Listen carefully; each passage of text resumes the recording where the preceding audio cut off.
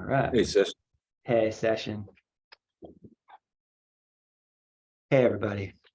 And Sesh, thanks again for that presentation yesterday, and thanks for weathering the storm in the comments there in Discord. There's a lot of different people around. Appreciate you. So hey, everybody. So this session, we called it, use it as you build it. And it refers to two different things at once, and both of them, one is relevant to the entire Cardano ecosystem, and one is relevant specifically to the team at Gimbalabs. A bunch of us are represented here on this breakout room right now. So just by way of quick introduction, my name is James. I'm one of the three co-founders of Gimbalabs, and we met in Fund 1 of Project Catalyst. And every once in a while, I go back to that proposal that we wrote back then, before there was even real money. Real money didn't show up until Fund 2. For anybody who doesn't know this, it was for hypothetical money in Fund 1, and then real money for the first time in Fund 2. But I'm happy to report that Gimbalabs is still on mission. We said we were going to build distributed infrastructure and project-based learning, and that's what we continue to try to do. And so it's exciting to share with all of you that the third iteration of our Plutus project-based learning course opens on Monday.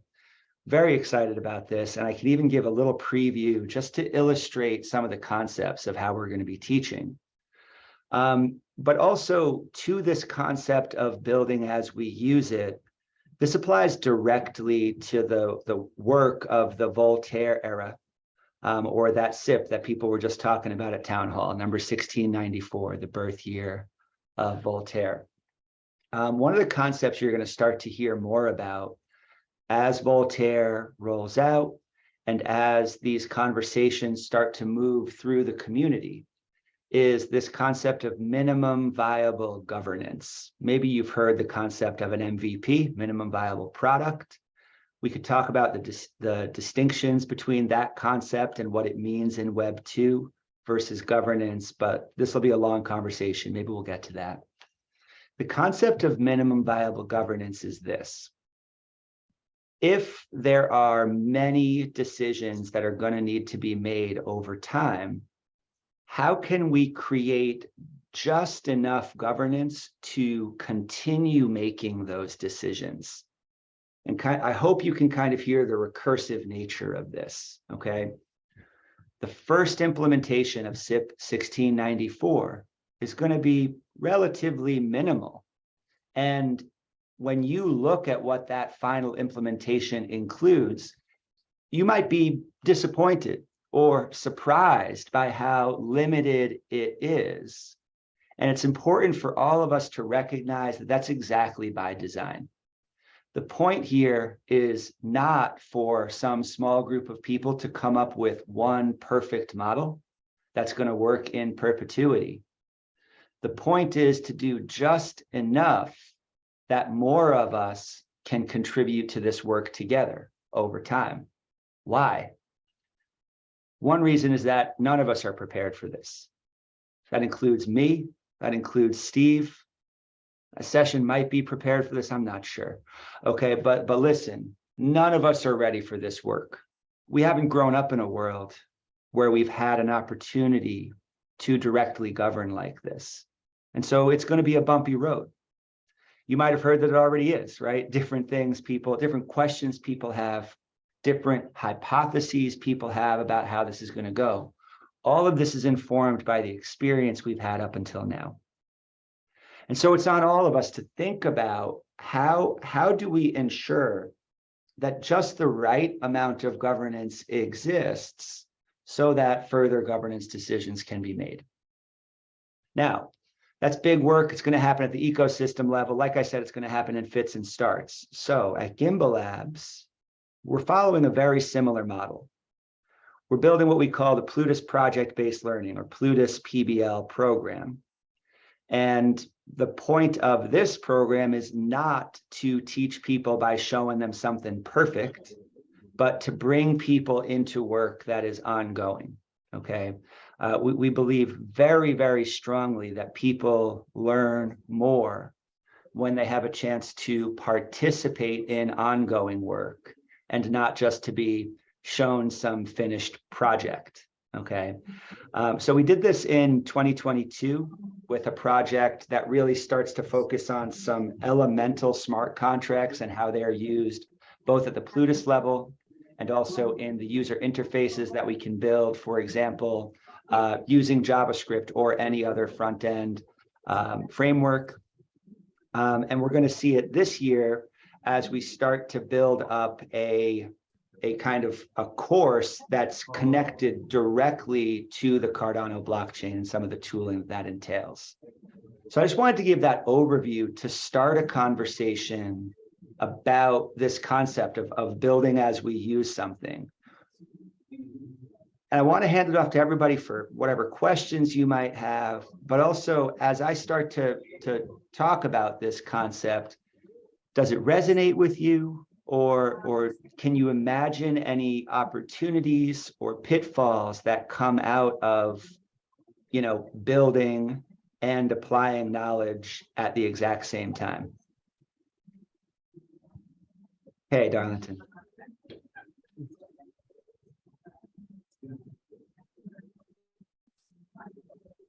And I don't even know if any of that made sense, so I can try it again. I'm practicing this message right now.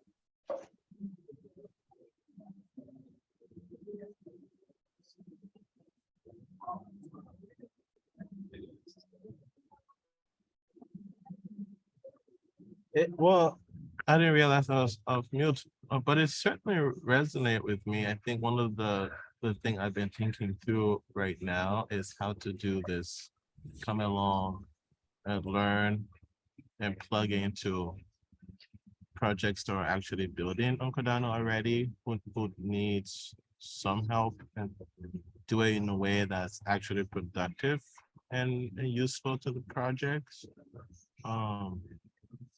Yeah, so that's something we're thinking through right now, and how to sort of have processes and systems around that. Yeah, with the work we're doing in Kenya. Darlington, and just to give you background, right before you popped in, I was sharing just a quick reflection on my understanding of the term minimum viable governance.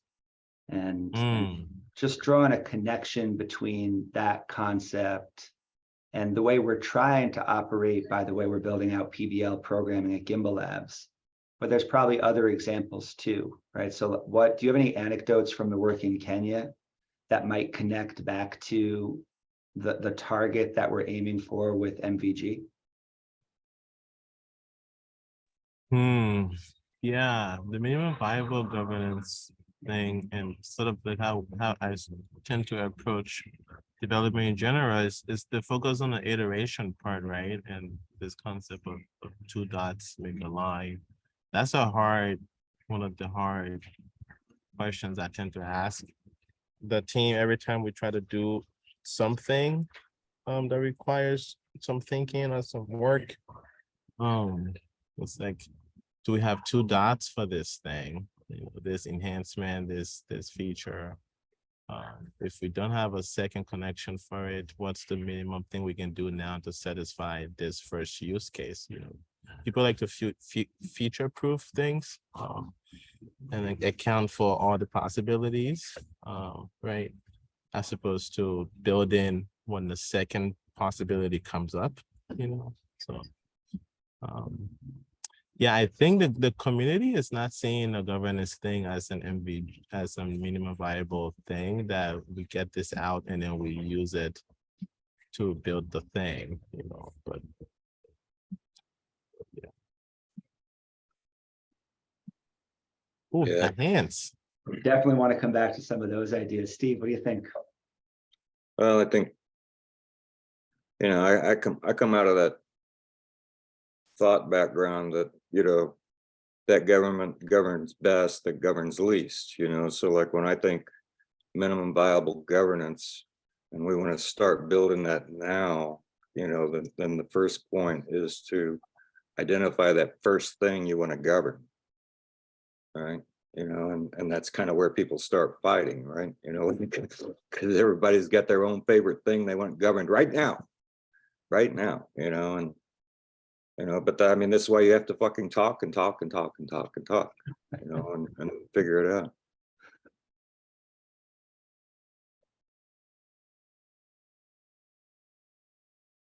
Am I presumptuous to wonder if late arrival is Mr. Q? Saw a hand up there for a second. Yeah, I think that may be cynical. I think this time it's not, but I don't know. Oh, it's not? Okay. No, not this time. Not this time. Nice. Did you have a thought you wanted to jump in with? Look, well, Lloyd DeHaan over in the Drip Drops team, he sent me over this way. He said that there are some people who had actually attended the behind closed doors NDA meeting. All I wanted to know was there actually an NDA signed? Because there's like really conflicting thoughts on this. Are you nodding as if yes, there was? That's an so NDA? funny. Well, yeah, I mean, so yes, 100% there was a NDA signed. And at the end of the workshop, everybody agreed to allow IOG to share an official version of what happened there first. And then as soon as that happened, and this is an informal agreement that people made, Darlington and I were there in full disclosure. You know, but as a courtesy and a show of gratitude to IOG for hosting this first meeting, we all agreed to allow them to kind of release that record of events first before everybody goes out and starts sharing. But there was nothing that happened that can't be shared. But isn't that the nature of an NDA? That you can't share things without them first going through the propaganda filter of an organization. Sure, exactly. So I guess we're right on track, right? One of my most important takeaways is that the event last week has to be repeated across the globe in a fractal sort of way, right? We need as many people as possible to share in that experience of practicing this sort of governance. And this brings me back to, like, Darlington used the term future proofing. And it's such an interesting term in this case. And I agree completely.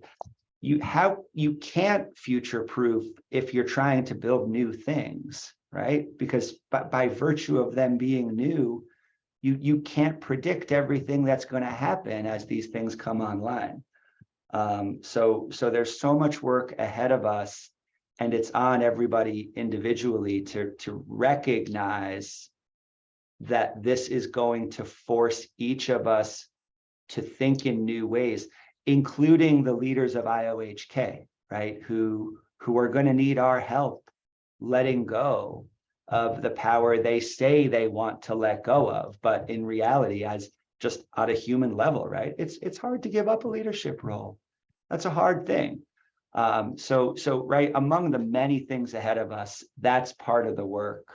And this session right here is very much about this concept of how do we build enough of a governance apparatus, but save some of the most important decisions to be made after that initial apparatus exists, so that along the way, we can all start to learn together how to use these brand new tools.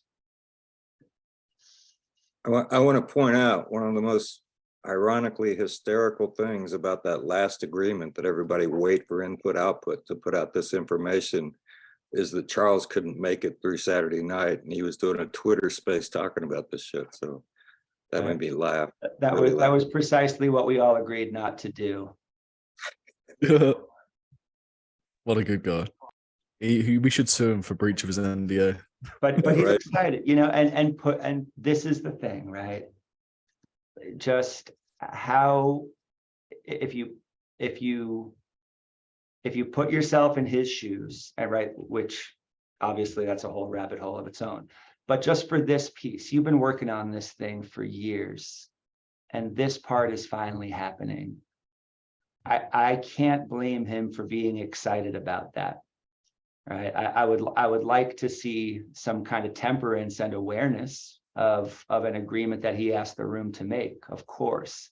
But I also I have to admit that I get it.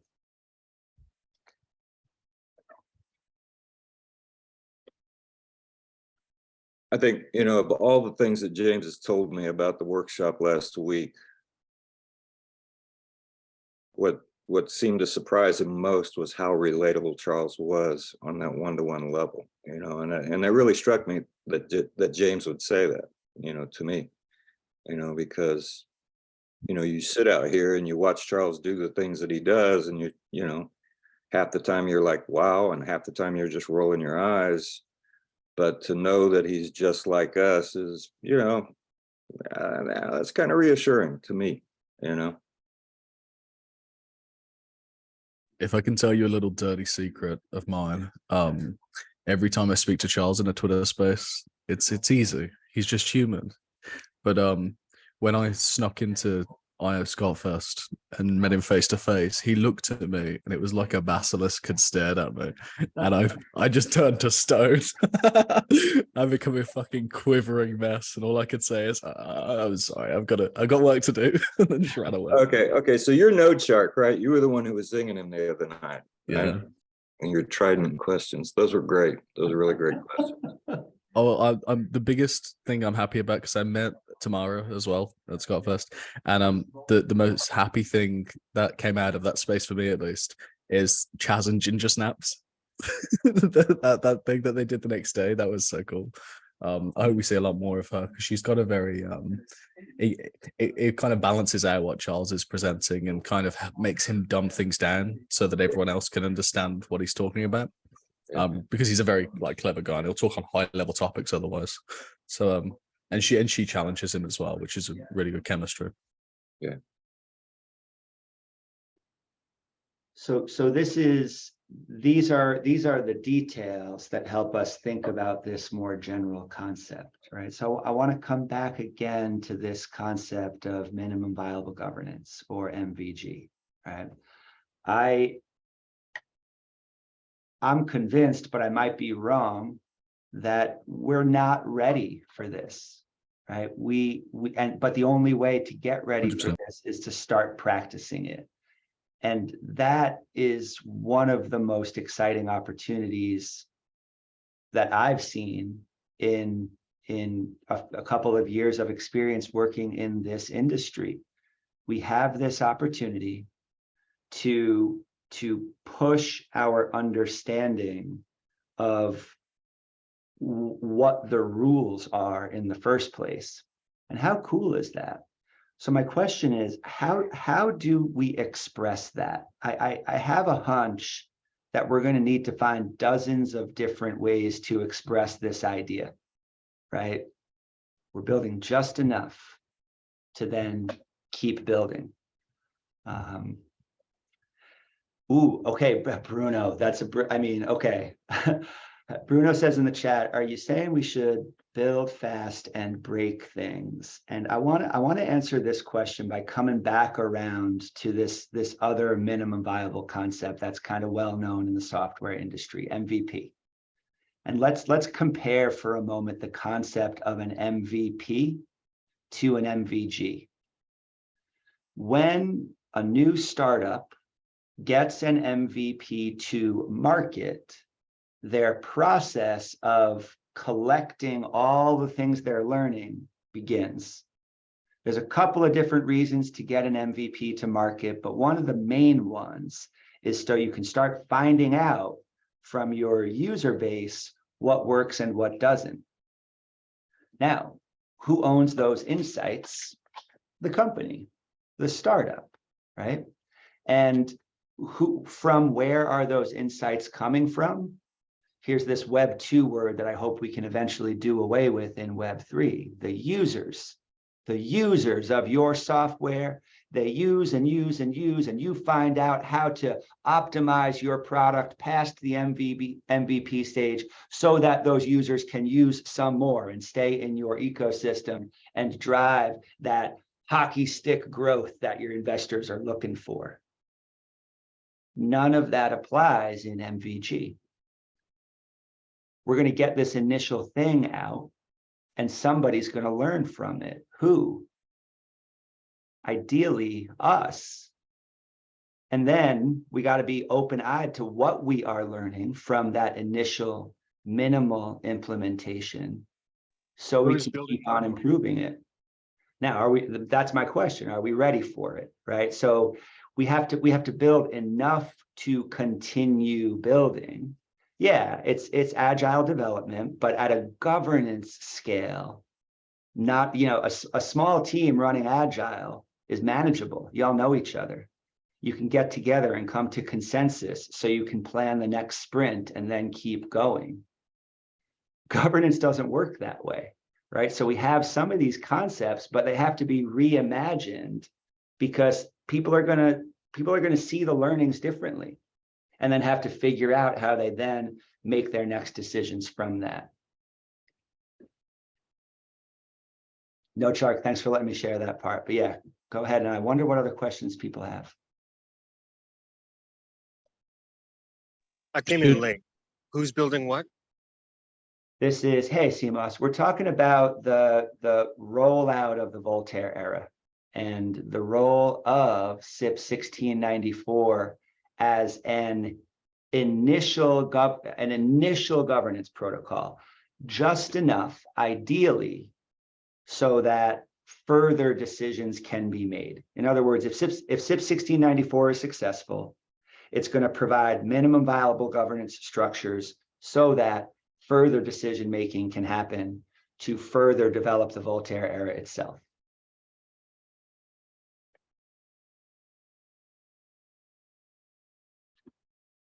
We'll skip to late arrival and then CMOS. Okay. It sounds very good in principle. In practice, it's a really, really, really bad idea. SIP 1694, as it's currently structured, hugely disenfranchises the vast majority of people on Cardano.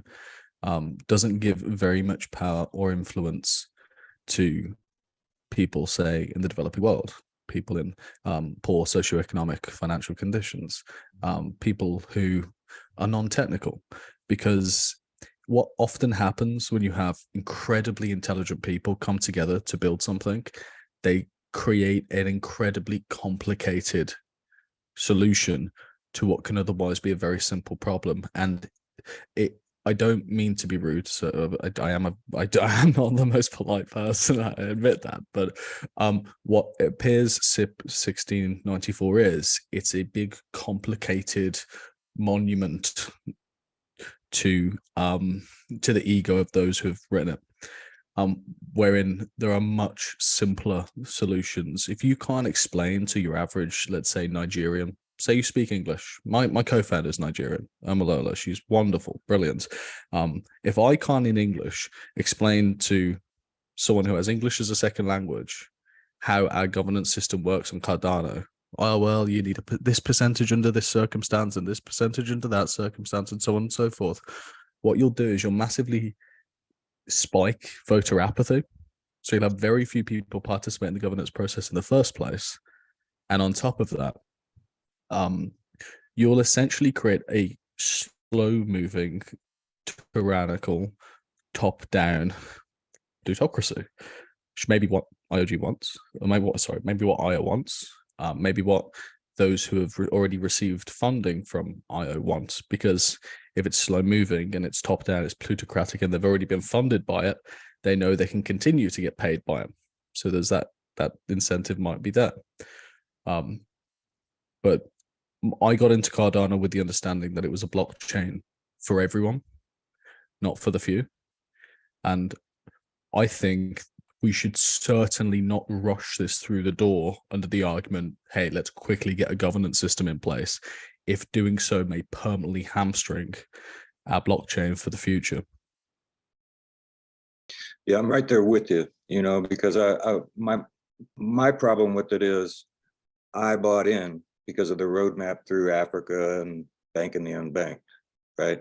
And these people are not going to get ADA at the price that everybody else who's a whale got ADA at, and yet we want to build Cardano on their backs. I mean, like how do you build governance so that those people who are actually the target customers have a voice in this shit. And with this structure, it's not clear to me that they're even gonna have a great entrance ramp. If I may, this is actually really helpful for me to hear, because I like the concept of minimal viable governance and wanted to think through with everybody today. But what I recognize is that a lot of us are hearing in that phrase the imperative to move quickly. And I actually didn't make that assumption, right? We can be aiming for a minimal implementation while not hurrying for its own sake. And I don't think there is a sense of hurry. And if there is, we should push back against that. So if people have clear evidence that things are moving too fast and leaving people behind, let's address that. But I also ask that everybody think really carefully. Like, I don't think that the concept of moving fast and breaking things is inherent to the concept of minimum viable anything.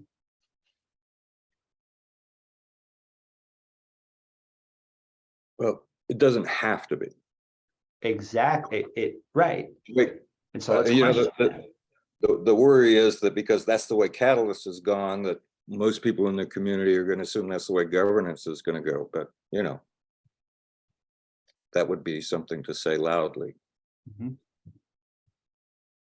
And we're very early in the process. I mean, while there are lots of people crying out for an alternative, there isn't currently a fully fleshed out viable alternative to the same 17-page academic standard that IOG have presented with SIP 1694. So we are in a battle of theoreticals, hypotheticals, and philosophicals right now. It is concerning to see that, and I think a lot of people have felt this. It is concerning to see that so many of it has been discussed behind closed doors. Charles has given his reasons for that, which is for the community to make their own, to make their own judgments on. And everyone that I've spoken to who's come from that conference seems to have come away with, well, I mean, I don't understand the underlying context, so I don't know why they've come away with this structure psychologically, but they've come away with a very, this is not finished. Nobody is satisfied with this yet. More discussion needs to be had, and this may not be the SIP for us. And I've seen a lot of people have come back with that. I'm not saying it's not, but it also it might not be, you know. So that's very fascinating. And obviously without all the data, no one can know where that came from. So we'll have to look forward to what IOG present from that. Brilliant. I would say, you know, that, you know, we have some pretty highly academic people in the community who've been very intelligently critical of all of this process. And I notice regularly that they never come up with their own SIP.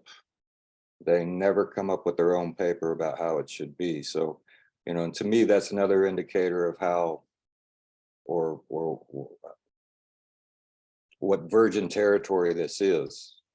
You know, it's like it doesn't even matter how much you know academically about all this kind of shit. It's not easy to write this kind of proposal for this kind of community with this kind of technology, you know, because they've been making these criticisms for, you know, nearly 2 years now, and nobody's come up with a fully fleshed out or even close to as fleshed out as what 1694 looks like. And I, you know, if we're worried about 1694, we should be worried because there's no alternative model coming from the community. And that would kind of be my challenge to the rest of the community who thinks, hey, this is just CH, Ramrod, and another thing.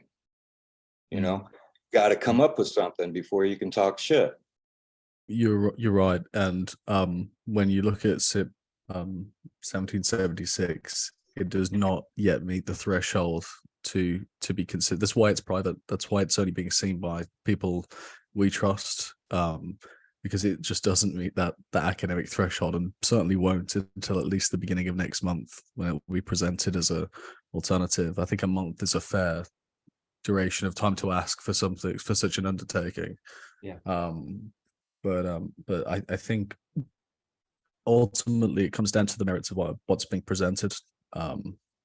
So it's a challenge for all of us, because I'm of the understanding that the minimum, to go back to a more generalist topic, the minimum viable governance approach, it's fine, but if the core of it is exclusionary, it will always be exclusionary, no matter how you modify it and adapt it as it develops. If if the 35th, what's the expression? If the cornerstone of this great monolith is misplaced, it will always be built askew or whatever, right? So it's scary. It's really scary to look at how much harm that we as a community could do if we don't do the proper due diligence in creating this. I don't think there's anyone here that isn't in Cardano because they believe it's going to be a system for the world. So we really, really have to get this right. Yeah. We've got some notes on that to share from the Gimbalabs perspective. I want to make sure we hear from Professor Modiri and CMOS. Hey, thank you, James. I just wanted to point out several things. But first, I want to go back to Steve's point about why people are not offering some solution, because personally, I believe the era of Basho was very, very short. Let's imagine that if that era was maybe 5 years, and we had Protus version 10, which could do many things, like washing your dishes in your kitchen, buy grocery for you, like that much smart for you. That Bluetooth and all other technology coming with it, because we had all these side chains, all this amazing technology. Now we had this technology stack that we could come up with some solution. But right now, the only thing we have is Bluetooth version 2 and some tools that there are no documentation for it. And still we are going for certification of these dApps, like somehow regulating this open wide west or something. So I think if we had that technology stack, we could come up with a much, much better plan. For example, what we are doing in Gimbalabs with that sessions and a smart contract gladiator, we try to implement this design pattern using Oracle UTXO, using all this technology that Protus version 2 brought us. And we are still testing. And we might see that some result happen, and we can find that, okay, with this technology, whatever UTXO model or whatever limitation it has, we can bring this minimal viable governance system. But if we imagine if we had better or more advanced Bluetooth version 3, so okay, now we have more technology and more tools to make it much bigger or much more advanced minimum viable governance.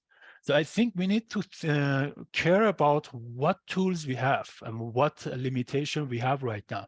And if the Basho era was extended maybe several years, and I think we really passed that very quickly, and I wish we stayed in that level more, at least become more, at least the settlement layer, which is the Cardano, become much more mature. Then sure, around the blockchain Cardano, we could see all sort of solution with different political voting and ideology system. And all of them were actually on-chain, not just some philosophical solution, which mostly happen by humans and off-chain. So it would be just a record of a hash on-chain, not actual voting. And the second thing that I want to ask, let's say that this SIP 1649 was passed. Now we have it. What would be the first day task of these guys, that member-based organization or the people we have after this SIP? what they are going to do now. Are they going to decide on treasury catalyst, like, or they are going to do something about coding or the Bluetooth? I wonder what is the actual minimum and the very urgent or the highest priority for them, or for what we should do for Cardano. Then I think based on those goals, based on those targets, we can think about, okay, now we need to have this governance with this power to do these tasks. And okay, maybe it's bad, maybe it is limited, it's not good. Of course, it is a long journey. It would be the last SIP, but at least it can do those targets. So I think without defining what target we want, like, do we want to care about the treasury right now, like the whole treasury, or the keys, that Genesis keys of Cardano? Or no, we want to do something else, like thinking about the Bluetooth or so on. So if we set those targets, now we can have much better clear vision that what entities with what kind of power can execute those tasks and make it successful. Thank you. There's a whole bunch of different things you said there, and Mix, we could have 3 weeks of conversations just based on the agenda that you just laid out, which is incredible. Thank you.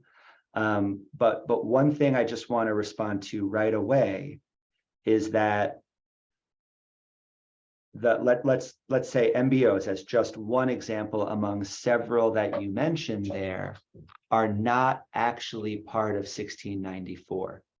And so one of the most important things for all of us to do together is understand precisely what the scope of that particular improvement proposal is, and recognize that there are so many topics that are immediately implications of 1694, right? And how exactly, for example, the MBO, but not limited to MBOs, that works out.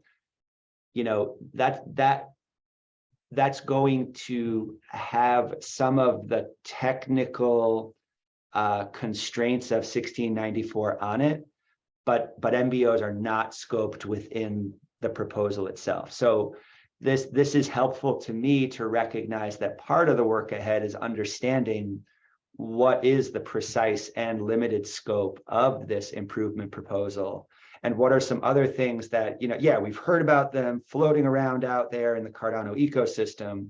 And yes, it's so exciting to be thinking about those concepts, but they're not actually part of this proposal itself. I hope that makes sense. And yeah, this is epic, right? This is why we are so lucky to be here, because these are all the things we get to discuss in the months and years to come. CMOS, thanks for letting me jump in there. Hey. Okay, I'll be brief, but the short version is I'm concerned. I read the SIP. I understand maybe 70% of it. The details about the governance action parameters, I got a little lost in, but I learned enough to be very concerned. Before I read it, my first question was, are we even ready for Voltaire? And after reading it, absolutely fucking not. We are not ready for Voltaire. Now, to what's-his-face's point, I am grateful that somebody put up something. Did like different statements I saw that go into the 500s if you read the index. So at least somebody put out something, but I pray that this is not Catalyst all over again, because there are so many suppositions and we'll figure it out later, and literally explicitly referring to the honor system in this SIP. It needs some work. Yeah, it will. And I don't, have we not learned from Catalyst that, like, I don't know, when you say things may break, let's make sure we're not talking about the entire network, because from my limited understanding, I'm freaked out in a lot of ways. And the gist of it is basically, we're introducing so many new levers we're designing a new machine essentially with this system, and we can marvel at how we understand on paper how the machine should go. But it seems like we have a habit of never like seriously considering soft attack vectors. It seems like the better the dev is, the less creative they are. And while they can imagine and plan for classic attack vectors, it just doesn't seem like we're thinking through like all of the ways this could be abused. And if you consider known unknowns and the unknown unknowns, the amount that there are, we just can't afford one single unforeseen vote that kind of like went out of our hands. Because from the 6 governance actions, my understanding is if it were possible to push through a vote that people don't actually want for whatever reason, that could be a hard fork that crashes the network and a draining of the treasury in the same epoch. Yeah, it's terrifying. Agreed. Darlington, what do you think? Well, I'm glad something is up at all. I wouldn't be able to talk shit about it if somebody didn't put all the work into writing it. So because the reason why we're shitting on it is because we care and we're scared and we need more information and improvements. Yes, I want to come back to 2 of those concepts you just raised because this is critical. But Darlington, what do you think?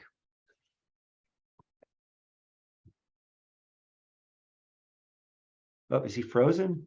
I think he's lost in the shadow realm. Oh, darn it. I can jump in quickly, and then if Yes, he please. reconnects. Yes, please. My question is really simple. I challenge anyone here to explain to me SIP 1694 in a way that the average person can understand. And I posit that it cannot be done because the level of complexity is so beyond anything that the average person can comprehend that you will have immense challenge in doing so. But I put that challenge to you all now.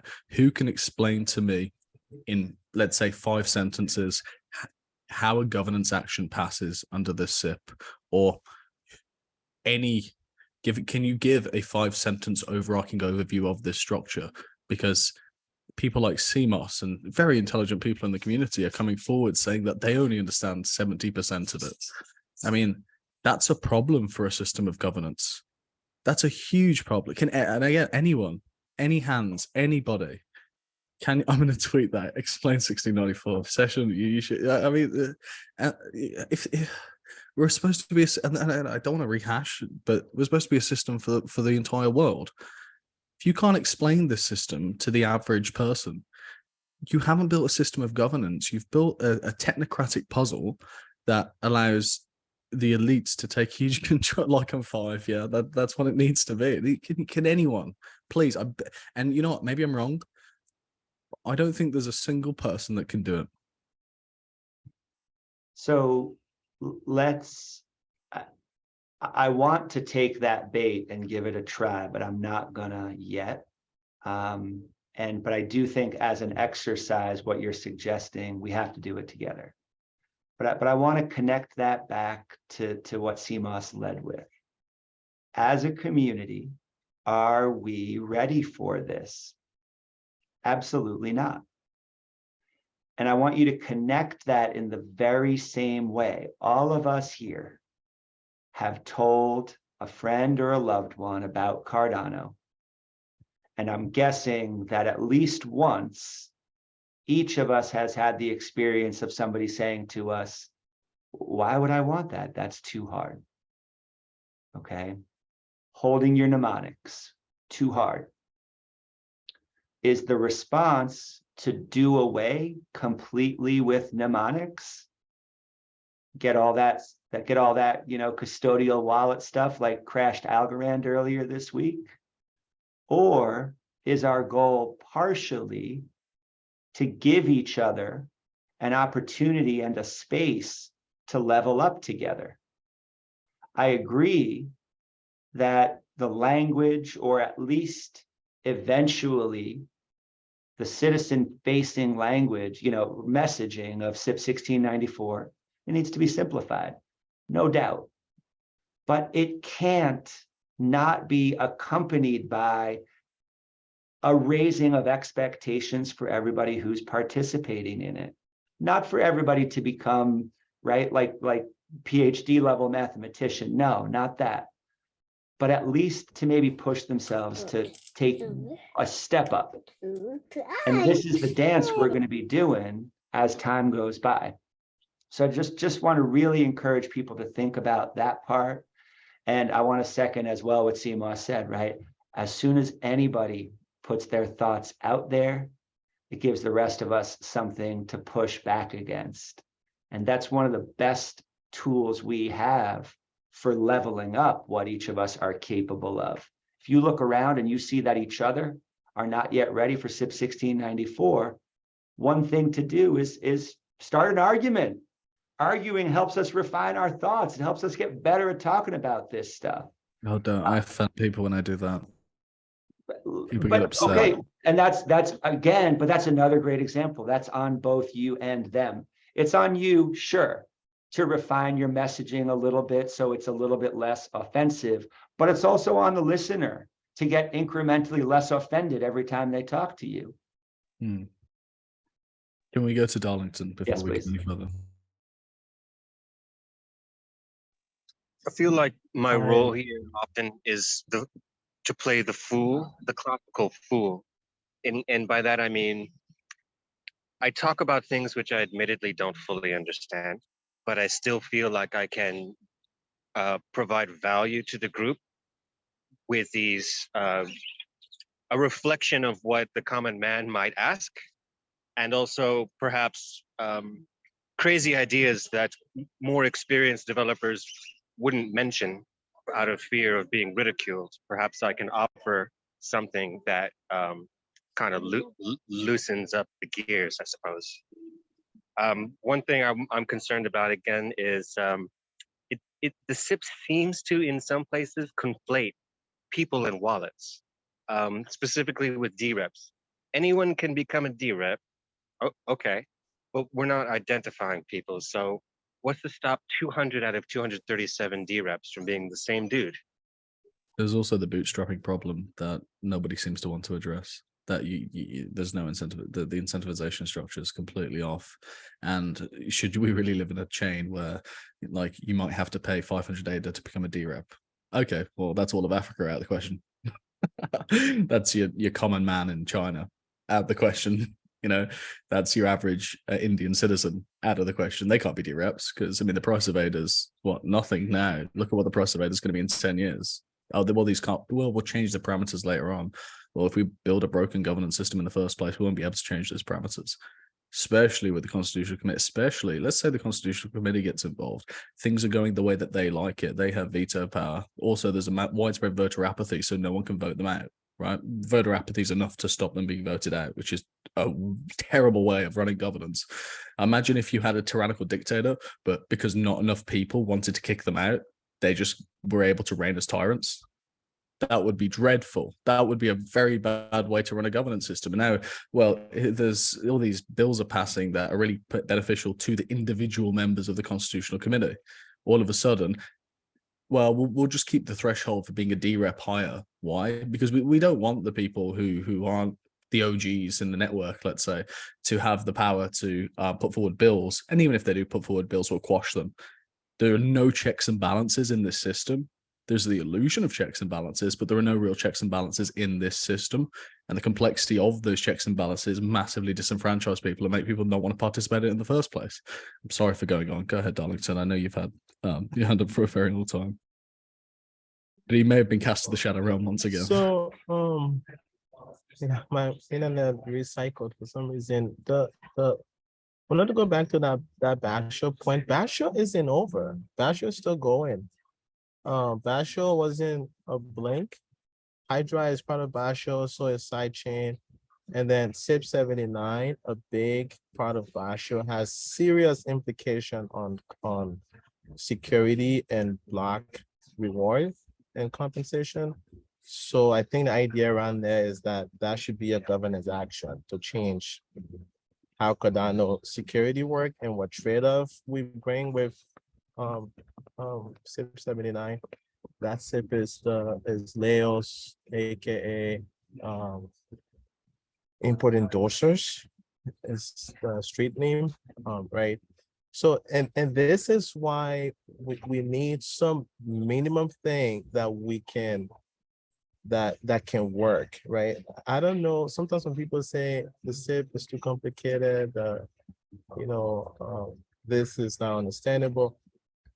I can tell if they're saying we need to fix it and find something, or if they're saying we need to forget it, right? Because Well, forgetting can you it explain is it? not, it's not an option, right? It is. Like, It is not uh, going with. And I spoke to Charles about this on the. Can I finish real 5th. quick? It is an option. Can I finish, please?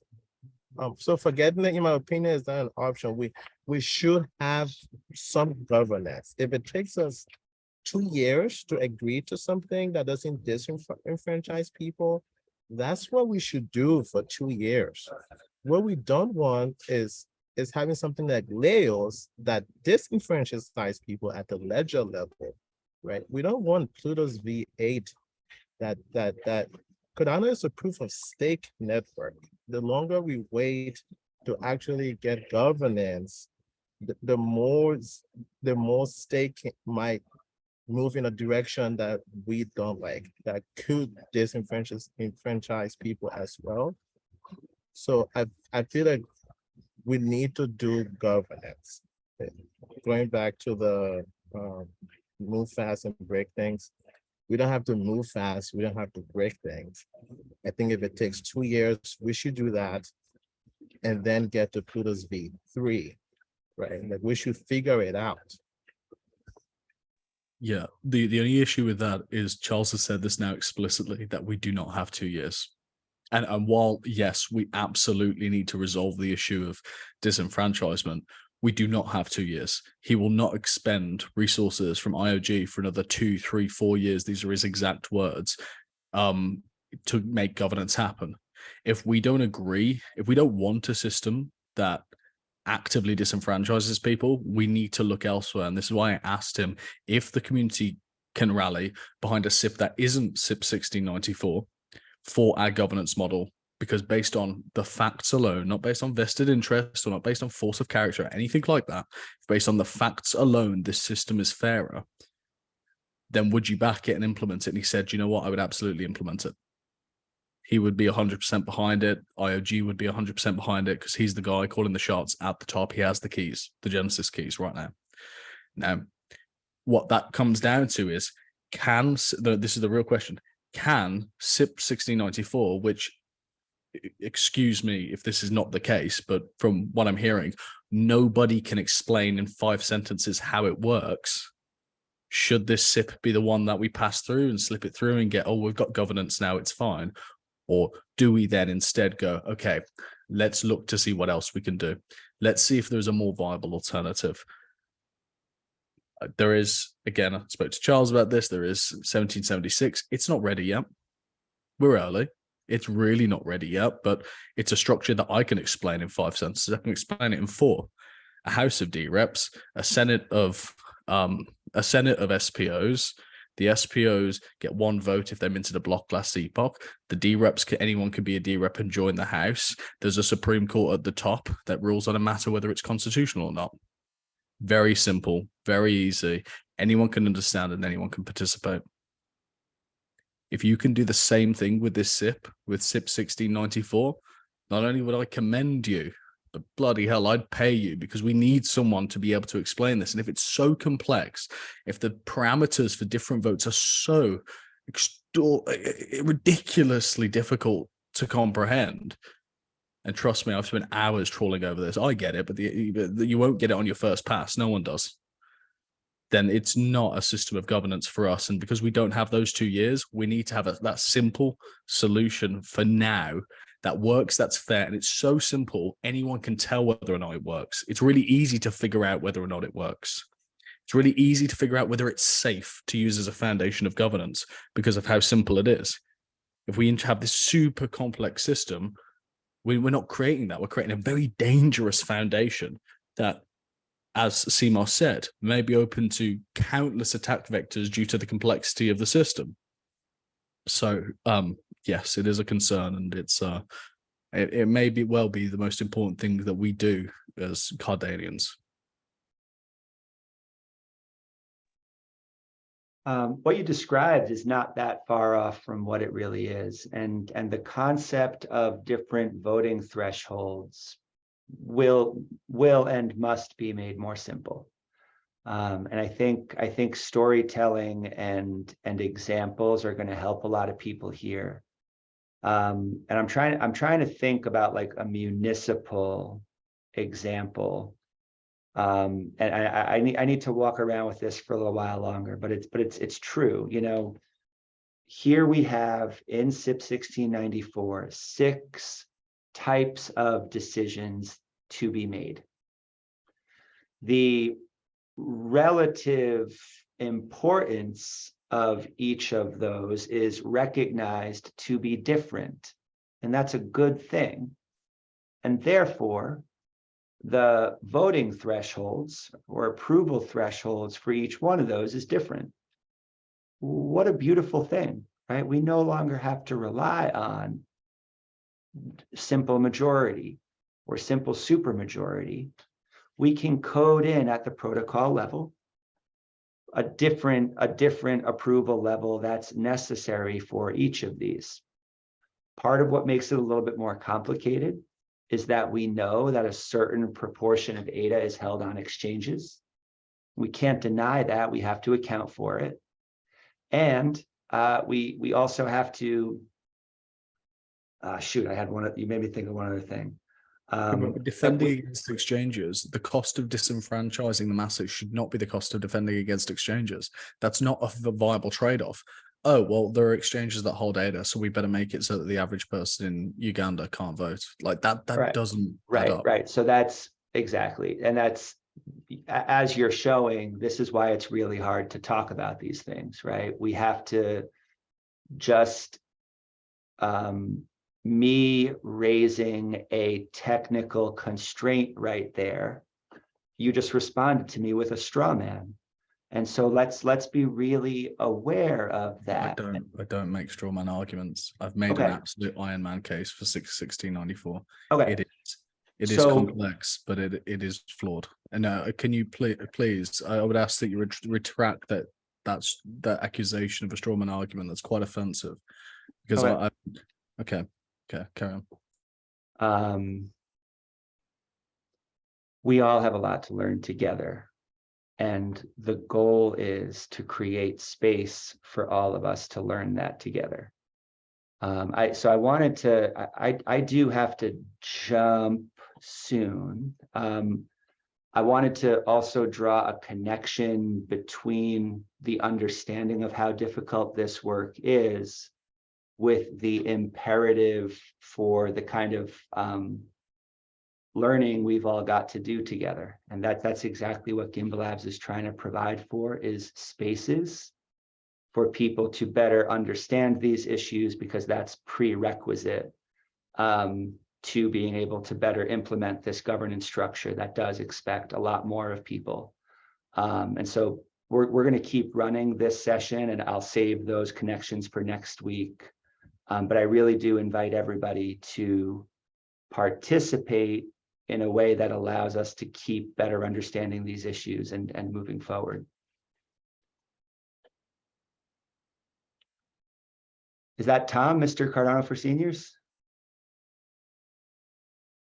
Yes, it is. How is everybody? Hey, good to see you. I just closed out the room where we were exploring whether Swarm should consider holding Twitter Spaces to further this debate.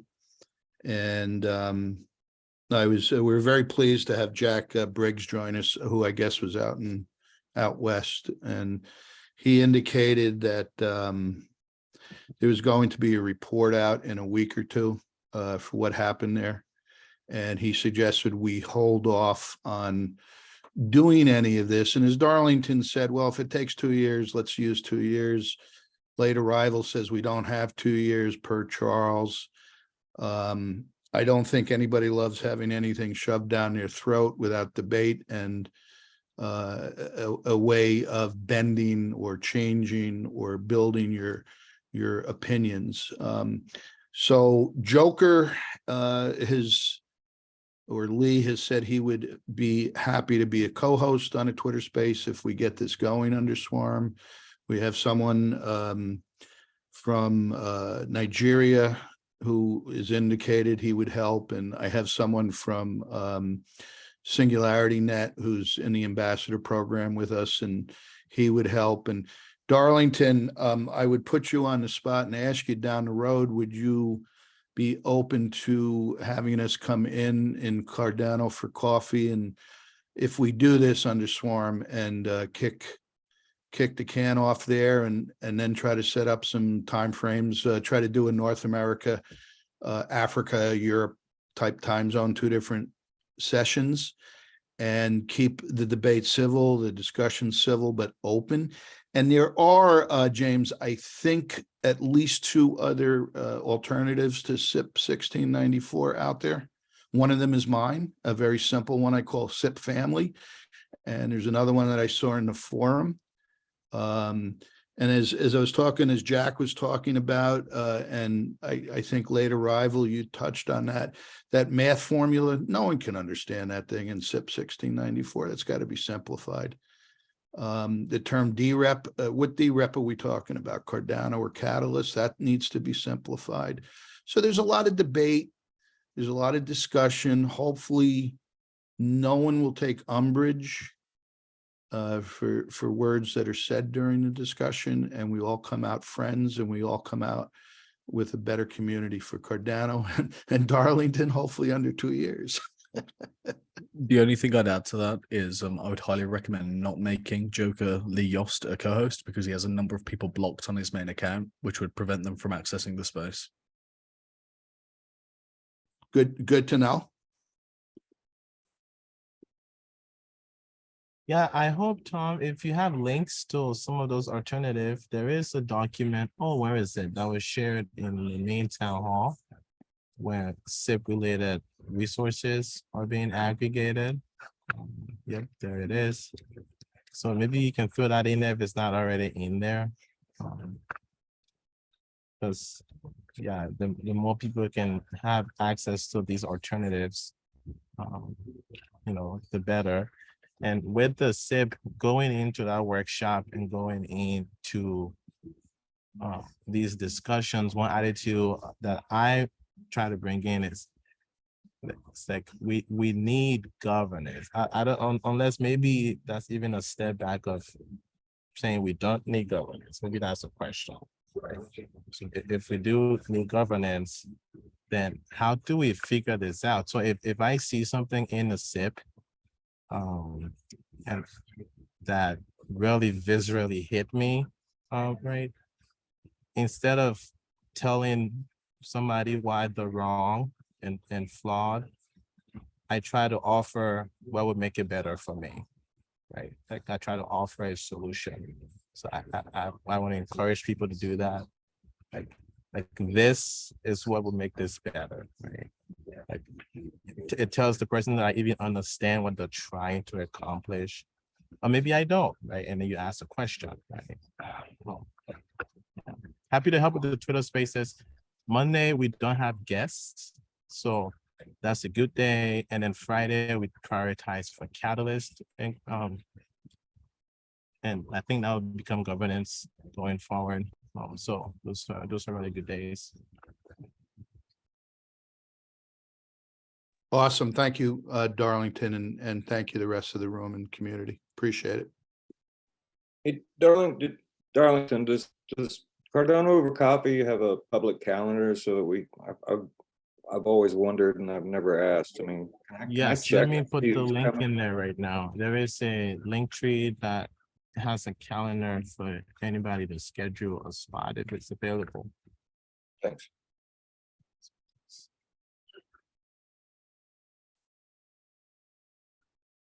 Mix. Yeah, I'm glad somebody put up something, because otherwise I wouldn't be able to, freak out and talk shit about it without even fully understanding it. But I think that's really important if you take all of that input with a grain of salt. The only way that I see this working is if we move ahead before we're ready, because we're never ever going to be able to see all of the unforeseen possibilities beforehand. So let's move forward, but in a smaller way. Let's assume it will be taken advantage of in a way we don't understand, and it needs to happen before we can learn from that mistake. So let's make it live, but in a way that the consequences are not so dire. I just wanted to suggest that there was a document Vanessa shared about Walter News. Can you guys, Swarm, any project that even in Gimbalabs, can we come up with one place so we can put all these videos, spaces, news there, so people can come and if they want to participate, if they want to discuss. So there will be one place and everyone can track it. And because right now there are different places, people are talking about this SIP, and there are these really good conversation, but we don't know what happened to them. Even if someone can make a bounty, like, oh, okay, that person can watch or listen to this podcast or to this and take a notes and just pointed out this note were discussed. This was the conclusion were taken or extracted from this session. So slowly, by putting all this information, all the times and energy or resources you guys and all the communities put in, we can come up with the system. At least some result, instead of just like talking and talking. And because we are, of course, decentralization is good, but because we are disconnected, we won't maybe reach to really solid result or solid ground or even solid voice, so IOG can hear us or something. So I mean, I really suggest to put, like, if there is a news, if there is, of course there are websites, but I hope Swarm or Gimbalabs will start collaborating with them so we can see it. Also about something that I suggest after this, and I hope it will happen, in community, we can come up with amazing governance system, philosophically, theoretically, but at the end of the day, it must implemented on chain. It must be code. It must be math. So of course, at the beginning, there should be all this political, philosophical, all this discussion, and then there should be a proposal, a resolution, or something. But I want that. Because, by the way, I'm disagree with Darlington about the end of the Basho era. It was ended. The era means something in point of the time, and so, with all due respect, my friend, it was ended. The focus is not now is escapability. The focus now is with Walter. I am part of a certification working group, and we are working with SIP 72 for DApp registration, discovery, and certification, audit, and so on. And we see that the discussion about that is not that much active with people. Few people are showing up. Now the majority is talking about Walter. For example, contingent staking. It was discussed 3 years ago. I mean, and Charles was made video about it around 1 year ago. But now it's a topic. Why? Because the focus of era now is Walter. It's not Basho, it's escapability. But I hope this one place, we will have that one place, so people will come up with this great SIP resolution, whatever you call it. And then after that, there will be one place, so technical people, developers, whomever wants to implement this on chain, because at the end we have to do it, right? That's the whole point. Then we can come up with that solution as well. So other dApps can use this voting governance or whatever system that we are going to implement. So yeah, thank you. I hope this place, we will see that one place. Could I just really quickly answer the one place thing? what we're trying to do in a decentralized community, having one place never works. It just practically doesn't. So say like with Voltaire News, what we're trying to do is a network. So you've got a list of all the nodes, and then you can go off and find that node. And if there's one that links to, say, Gimbalabs are responsible for updating their own stuff, so that somebody else doesn't have to update your stuff for you. That is much more effective in a decentralized system. Of course, I don't mean some place with one manager. I mean a one place that people can put their stuff there. Exactly same as you put that Walter News Google document, but something that it is on the first page of Cardano website or IOG or in their Discord channel. Everyone can put their stuff there, sure, but at least a place, a board, news board, so everyone can access it. Like everyone knows about it. Of course, it's decentralized, but right now we have that one place called Google Docs, right? I mean, it is one Can I place. just, Andy, can I just speak, sorry, James, as well, the fact there is a plurality, the fact there is fragmentation, one response to that is saying, oh my God, there's plurality and fragmentation, let's have it all in one place. A different response to say, this is a sign that we can't have a governance on level 1. We need governance on level 2. Okay, because governance on level 2 would allow for fragmentation and plurality. And perhaps what we need at level 1 is just a mechanism that has nothing to do with governance, or as little as possible to do with governance at level 1. And that would answer the civil resistance issue, and certainly in relation to voting, if we're going to stick to voting. Also, the emphasis on voting. There's a whole mindset about voting. If you start to look at the wider blockchain world, people are starting to question voting altogether. You know, voting is not the entire solution. So there's a whole, as I think Danny referred to it as well, there's a whole philosophical context here that hasn't been addressed.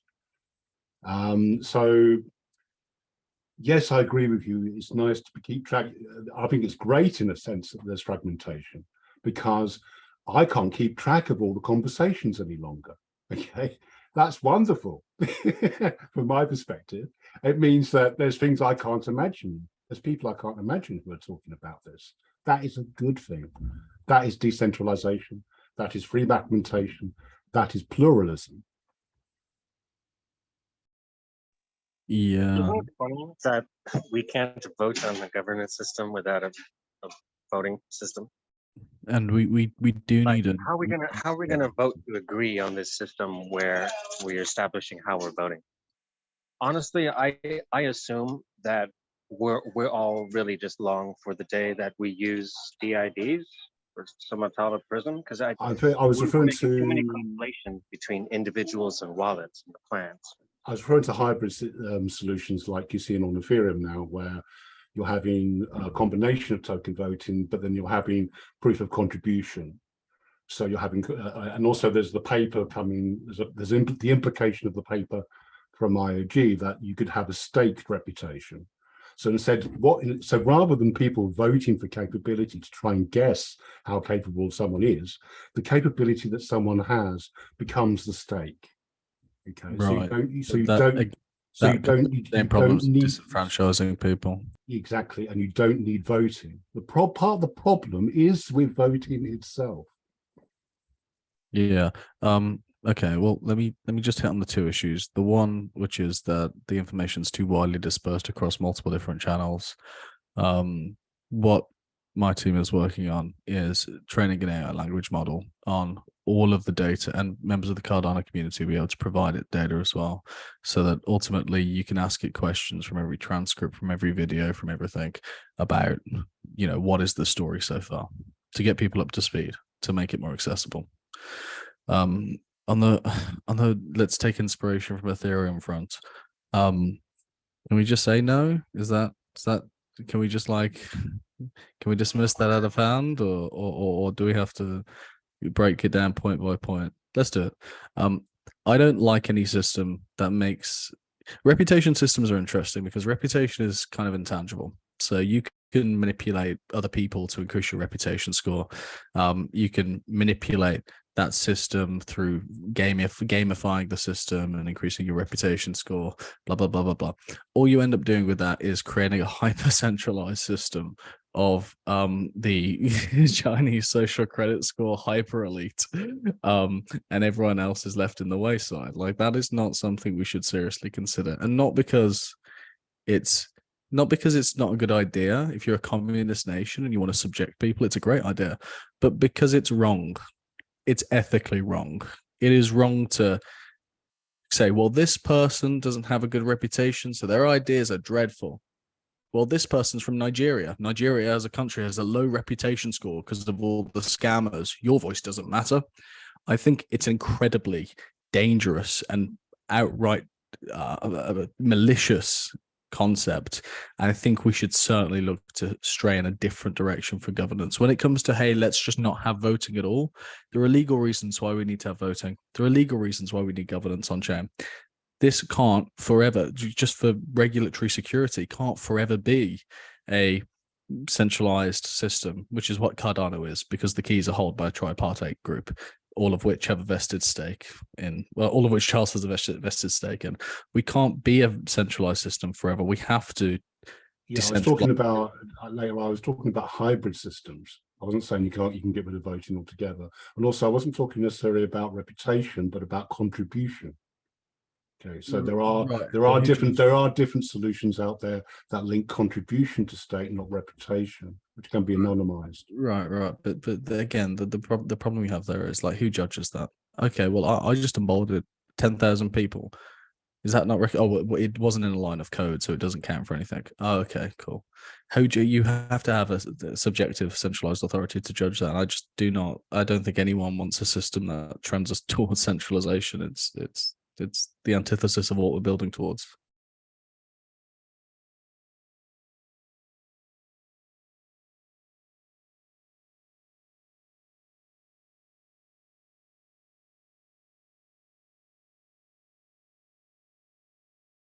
Crickets. Well, I think we should keep doing this. So join us next week after town hall for Use It As You Build It, and let's keep this conversation going. I want to Perhaps we reiterate. should role play. Do you think role playing the SIP might be some sort of way to, like, some sort of social test net of sorts? Because, like I said, it's gonna be hacked in a way we didn't foresee. So let's let those people hack it without permanently destroying everything. Let's try to talk about it through interpretive dance next time. There's a lot to be said. So Mix raised the concept, and I happen to agree. There's a lot of progress we can make when we understand that at the end of the day, whatever is implemented does have to be written in code somehow, right? And the better we can understand the limitations, capacities of layer one, the better we can address Stephen's question. Should this be on layer one at all? Or is there something else? So what we are proposing to do at Gimbalabs, just so everybody understands, I don't think we have the capacity mix to set up a one-stop shop for reporting, but I think we should be sending everybody in QA-DAO's direction, in Lado's direction with 1694.io, right? Making sure people understand these resources are out there. What we promise to keep doing is giving people a chance, if they choose to take it, to understand a little bit more how the tech works. And there's people in this room right now who are not developers, but who have learned enough more about the technology that some of the proposals do make a bit more sense. And it is going to require that. And I hope that everybody can hear the nuance in my argument. I'm not saying absolutely don't dumb it down. Sure, let's simplify things so that people can understand them. But let's not do that as the only vector by which we are making this more likely to succeed, right? We have to raise our expectations for each other, right? We have to try to come up with that 5-sentence explanation of what the thing is. And then if it takes us 7 sentences, be able to explain why. We have to be able to read some math and understand it's okay that there's some math in there, because there's going to be some math in there. Okay, and that's not a bug in the proposal if it takes a little bit of mathematics to explain something that's never been done before. So I hope we can keep having this conversation right here, kind of iterate on these ideas together. I really appreciate people sharing out, and thanks for showing up for this. And James, in Gimbalabs, we are actually implementing this system with a smart contract. I was going to get to that, man. If you like, guys, if you like dictatorship, you can come. We implemented Yeah, already Caesar. Mix is going to show you how to take on the Caesar role. So this, for Yes, we anybody have who this does want dictatorship. to level up, and I know that's not everybody, all right? But the Cardano ecosystem is a lot bigger than just those of us who show up for town hall, just those of us who show up for Twitter spaces, for example, right? And so I want you all to know there are opportunities to level up your technical understanding so that you can maybe evolve how you are able to think about these things. Mix right here runs a session called Smart Contract Gladiator every Friday at 16:30 UTC. That's on the Gimbalabs calendar. I'll put it in the chat right here. It's just gimbalabs.com/calendar. And our newest Plutus project-based learning course, it's deliberately misnamed because just like so many things, DAOs, NFTs, SIPs, Voltaire, et cetera, we know that the term Plutus can be a little misleading to people. So we call our course Plutus PBL, but we also promise to pull the rug on that within the first 2 weeks of the course when we show you the scope of what we're going to be covering. And I just invite everybody to stay tuned for that. It'll go live on Monday, and we invite you to get involved if you want to just better understand these issues. And yes, there will be a SIPs module and a governance module where we can keep learning together. Thanks again for spending this time, and be in touch, y'all. See you soon.